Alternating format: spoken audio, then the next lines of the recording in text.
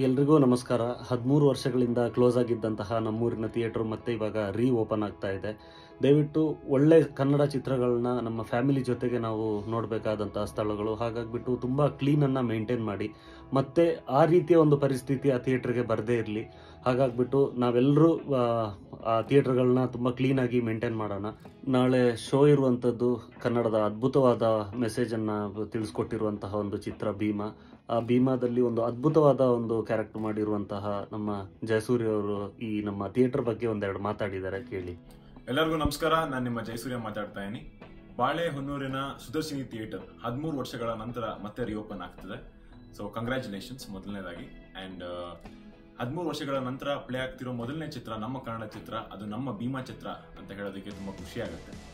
And ಪ್ರತಿಯೊಬ್ಬ ಆಡಿಯನ್ಸ್ಗೂ ನಾನು ಕೇಳ್ಕೊಳ್ಳೋದಷ್ಟೇ, ನಿಮ್ಮ ಮನೇನ ಹೇಗೆ ಸ್ವಚ್ಛವಾಗಿ ಇಟ್ಕೋತಿರೋ ಅದೇ ರೀತಿ ನಮ್ಮ ಥಿಯೇಟರ್ಗಳನ್ನೂ ಸ್ವಚ್ಛವಾಗಿ ಇಟ್ಕೊಡಿ. ಆ್ಯಂಡ್ ಕನ್ನಡ ಸಿನಿಮಾಗಳನ್ನ ತುಂಬ ಚೆನ್ನಾಗಿ ಸಪೋರ್ಟ್ ಮಾಡ್ತಾ ಬಂದಿದ್ದೀರಾ. ಆ್ಯಂಡ್ ನಿಮ್ಮ ಸಪೋರ್ಟ್ ಹೀಗೆ ಇರಲಿ. ಒಂದು ಥಿಯೇಟ್ರಲ್ಲೇ ಕನ್ನಡ ಚಿತ್ರಗಳನ್ನ ನೋಡಿ. ಧನ್ಯವಾದಗಳು.